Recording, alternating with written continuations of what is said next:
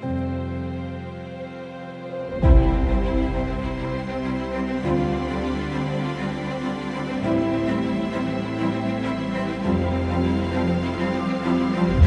is the third edition of Val by UTMB.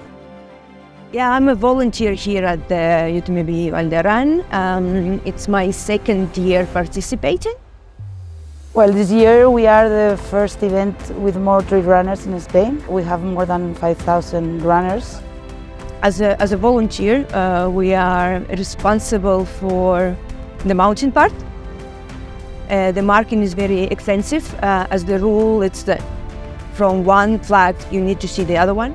Right now we are on our way to actually start marking one part of it.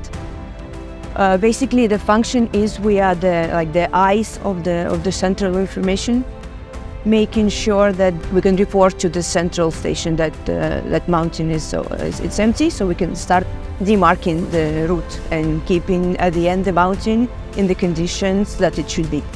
No markings, no trash, no injured people behind.